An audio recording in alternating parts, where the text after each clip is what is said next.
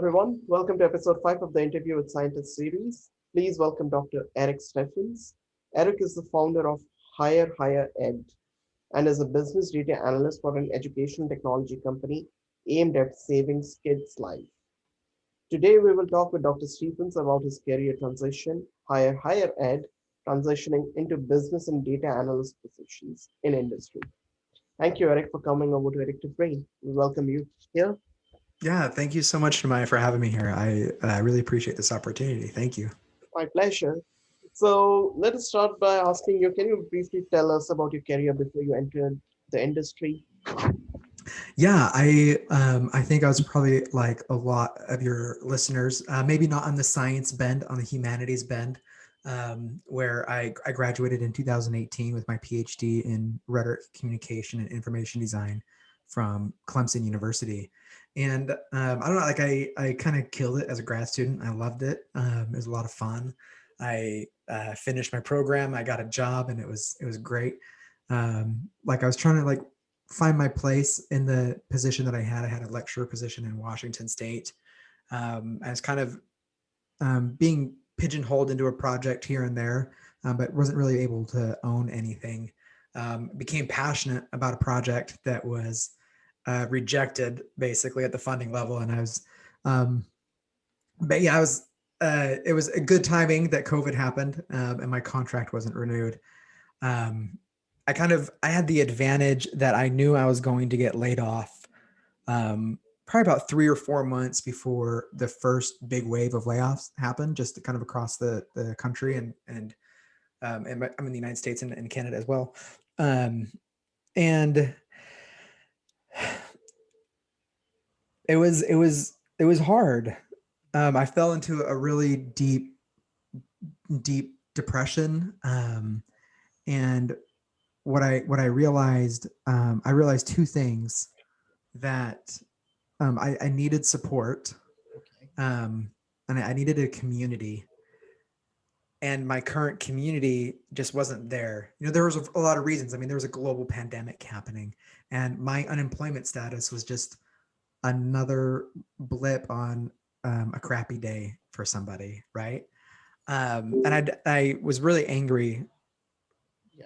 about that. But then I came to realize that I wasn't the only person that had to be feeling that way. Yeah. And so I kind of buckled down and decided what I wanted to do. I realized I wanted to make a presence on LinkedIn. I want to connect with other academics on LinkedIn, but academics don't do LinkedIn. And so, yeah, it kind of, yeah, I guess that was my transition. We can talk about more about what I did with Hirehighered and kind of like how that catapulted into where I am now. But essentially, I made every single effort that I could to make myself a presence on LinkedIn as a platform. I attended the seminars and that I needed to attend, watched the YouTube videos, figured out how to present myself. Yes. Um, kind of owned my narrative, and that really drove a lot of the success that I had. And eventually, what happened was exactly what I had been pitching the entire time with higher ed was. Um, there are some great people in higher education. You should give them a shot. Yes. And that's exactly what happened. I talked to a guy, Jeff Patterson. He's an Yeah. awesome guy. He's the CEO of the company that I work for now. And we had a conversation. And a few days later, he said, I think I might have a job for you. Okay. And so like it worked out really well. It's just something that I did not know how to do, and didn't really know exactly what I was doing until 2 days after I started my job. And so, but it's been a fun learning curve. But coming from the academy, I'm working in as a writing and rhetoric professor, working in academic coaching, and now I'm a business data analyst. Okay. That's a very interesting journey. So, can you tell us more about your initiative, Higher Ed, and why did you start it? Yeah, kind of going back to that previous answer, that I knew in May, I knew that I was not the only person that was struggling. Um, I I I feel like I'm a great hire, right? Like I feel I'm an ambitious person. I know how to work. I know I have a good work ethic and all of these different things. And I wasn't getting any traction. Okay. And I made a conscious decision. It was May 19th, 2020. And I was like, I am not going to apply to jobs anymore. I'd applied to over 200. I'd gotten no bites, kind of an interview that didn't work out. Um, and so I said, like, I'm going to create a presence on this platform that is designed specifically to help people find jobs.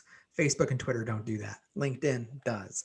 Um, and so I started out just by saying, hey, we should meet together in June. On June 8th, it was National Best Friends Day. And we should just like go and connect with your friends on LinkedIn, just as like as a way to just build the presence, flood the algorithms with our data. Um, Black Lives Matter erupted across the country with Breonna Yeah. Taylor and with George Floyd.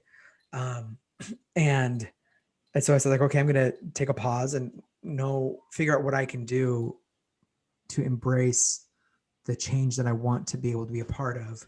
Mhm. And it turned into, from just like this really 1 hour plea, like to like go connect for an hour in June, it turned into a 2-day conference in August, where we had 9 live stream panels that I moderated throughout the 2 days. And we had 19 different workshops that were all designed to help academics transition out of higher education. I called it higher ed. Okay. And from there, we had over 50 speakers from 9 different countries across the globe. And it was an amazing experience. Yeah. And from there, I jumped into doing like a weekly web series that I Okay. kind of put on hold. Yes. Um, but yeah, it's been a lot of fun. The whole initiative, like my drive is to help people Mhm. be happy where they are in their place of work, and doing that by example, Okay. and rather than charging money. You charge money. Yes. You are doing an amazing job, actually, I must say. Thank you. I appreciate that, Mr. Thank you. So, what are some key points when people are planning to transition out of academics? What are some key points they should keep in mind, or when they are transitioning, or after they have transitioned out of academics? Because academics and industry are two different ball games. I think it's really important to acknowledge that there are two different ball games, and when you have two different ball games, to just run with the metaphor with another metaphor, is there's different lingo, there's different value systems. Yes. So my background is rhetoric communication, like I basically I taught students how to persuade people. That's my doctorate degree is persuasion, and I where was I going with that, Jemiah? I lost my thought there. What That's was okay. I? This happens to me so frequently. What was the question? What are the key points that one should keep in mind while transitioning? Value system. Okay. Thank you. You're just a scholar and a gentleman, truly. So then that's where I was going with the whole argument thing. That one of the things that you need to understand is that people value different things. Yes. Um, when you are in higher education, there is a value system, and you are taught to operate within that value system. You need to look at what is the thing that is being valued. Yes. It is a publication.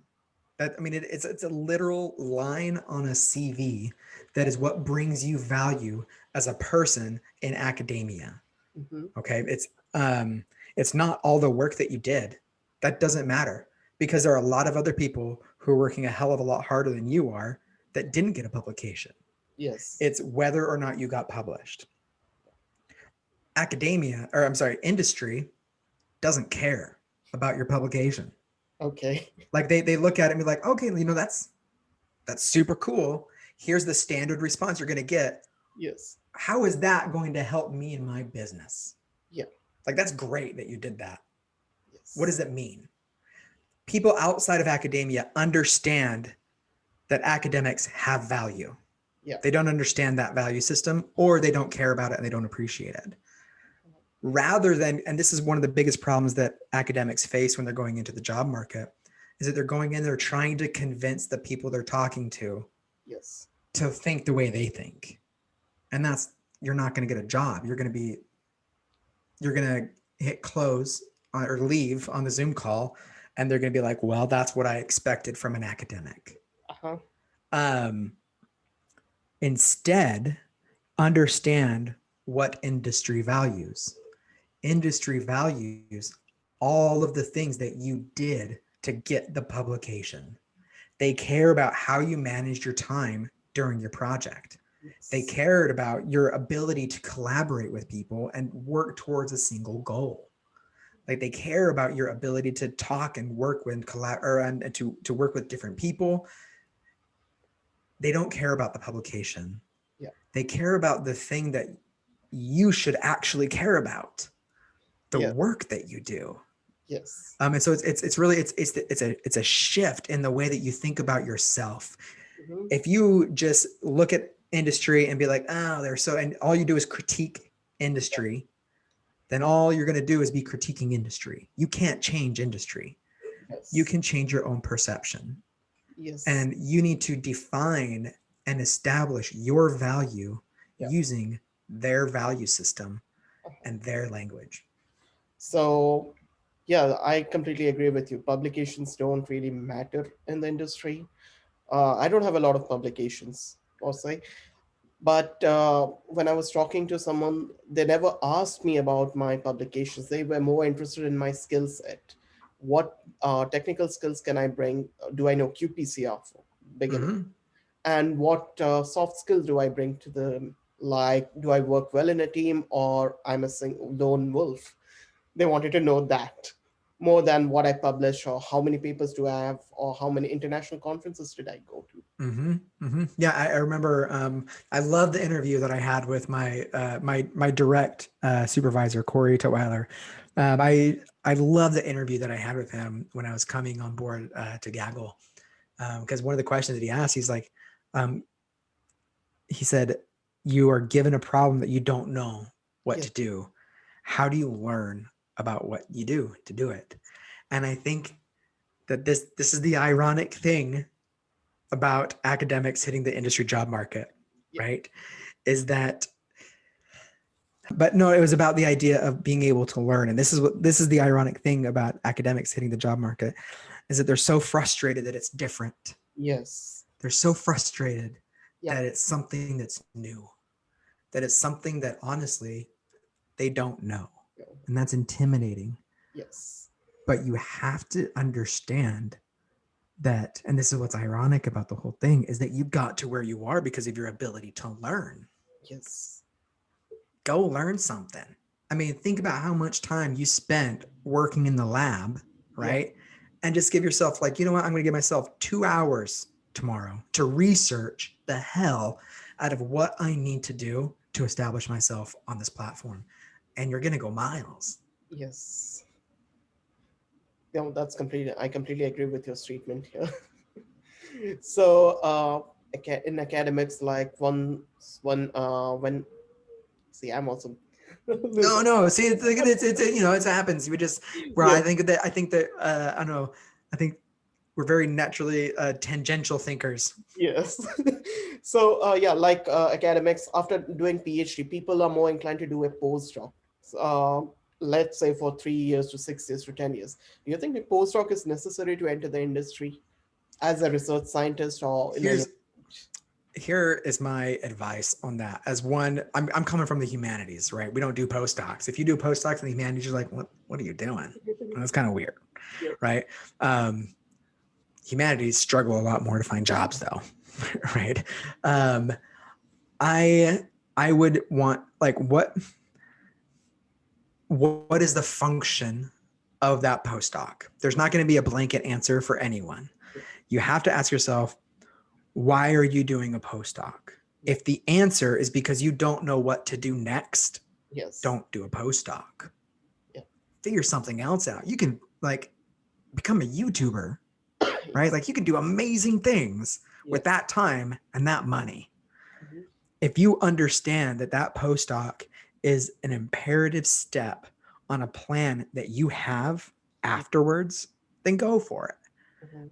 But understand that a postdoc is not an end. Yes. You cannot be a postdoc forever, I Yeah. don't think. right? Or no, I don't think you'd want to be, right? So give yourself a timeline. If you're in the middle of a postdoc, it's like, I'm going to give this 6 more months. And if Yes. I'm not in love with it in 6 months, Yeah. I'm gonna leave. It's okay to leave in the middle of something. Yes, that's completely fine. And that's understandable. If you don't enjoy something, you should look for other opportunities and As move long on. as it's a financially stable decision. Of course, that is also included. Yeah. Throw that out there. Right. Yeah. So let's talk about your role at Gago. What do you do as a business and data analyst? I think this is a weird and complicated question to answer, because it's been a really fun reciprocal relationship, Okay. and that I feel that I feel very, very fortunate to have landed a position at Gaggle. I don't think there's another company out there like it, to be honest.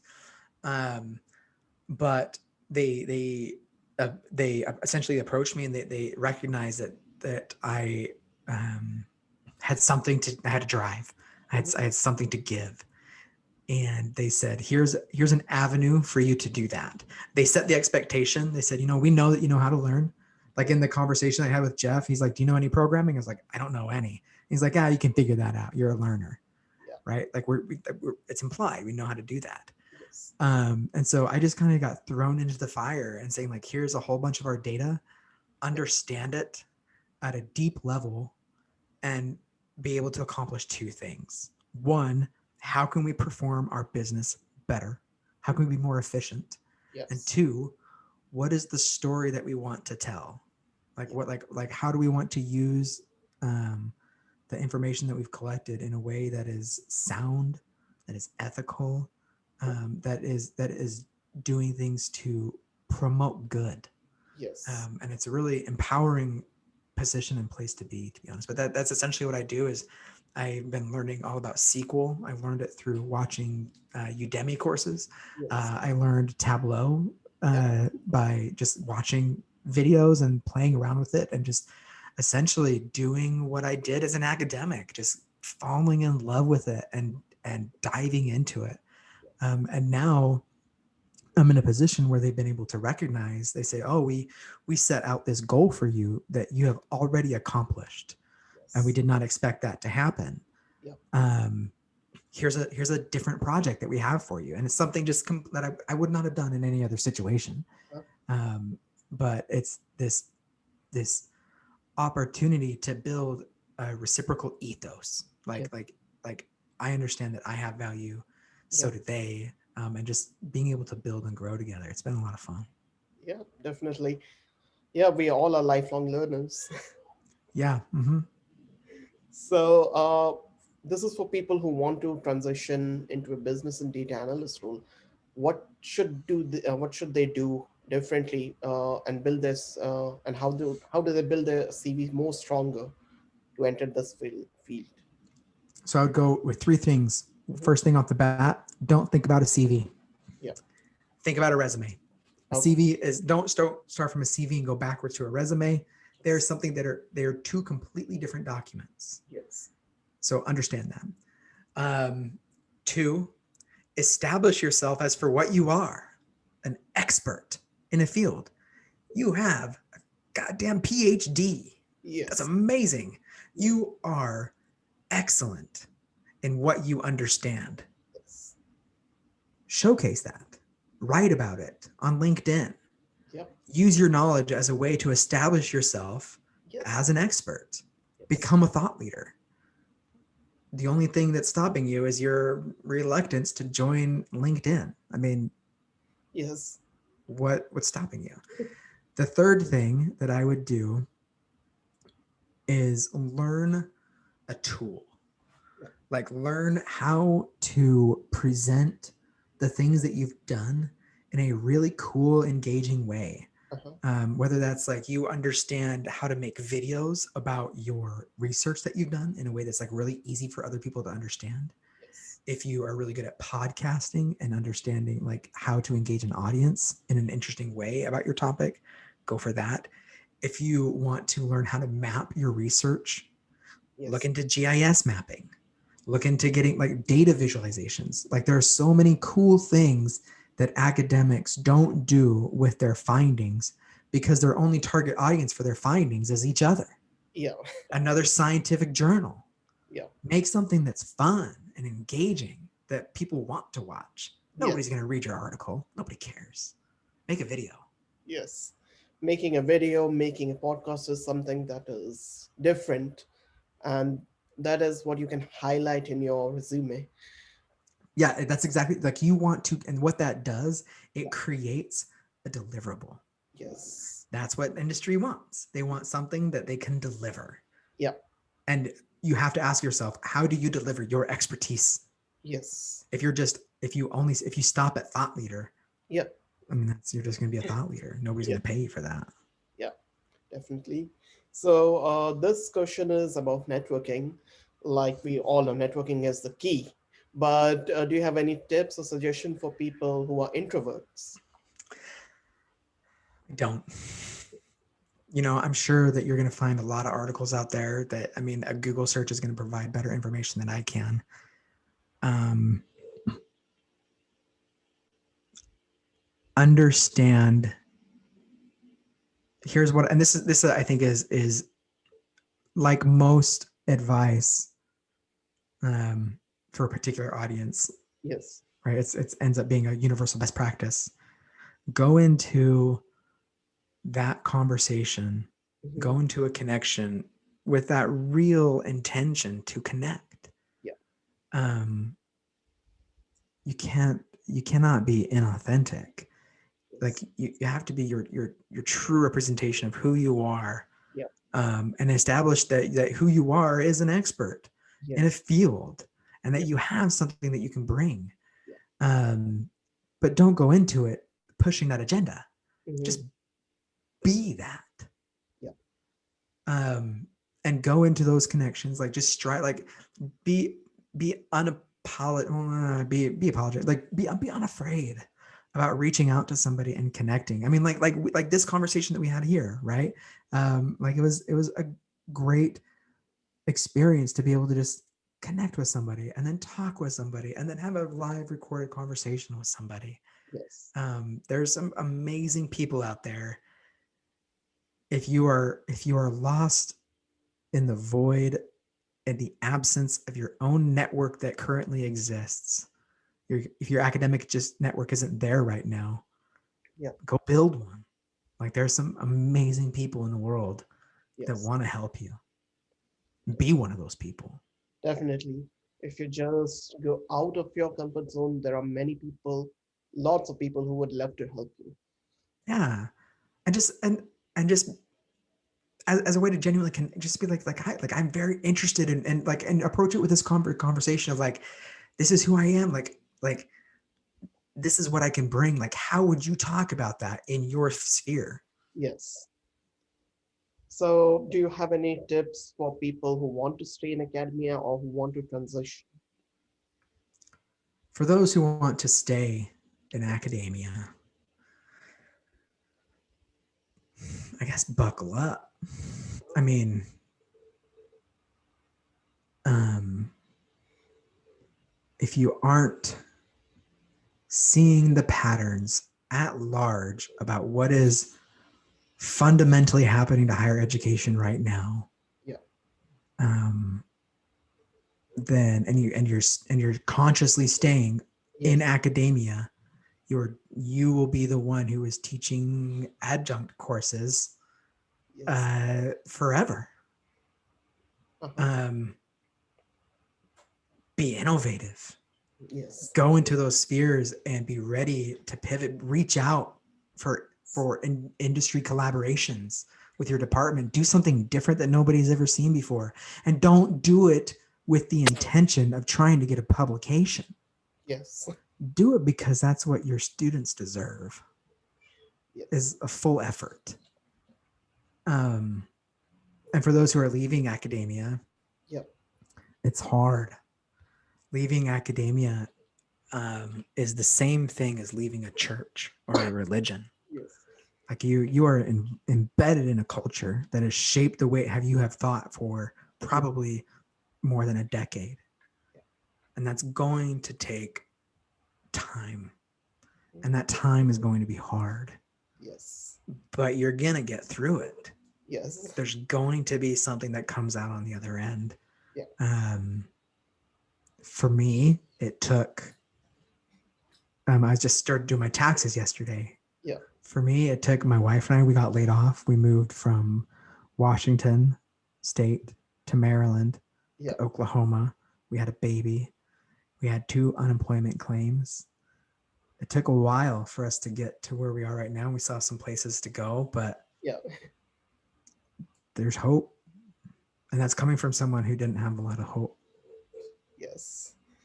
And what do you enjoy apart from working or podcasting?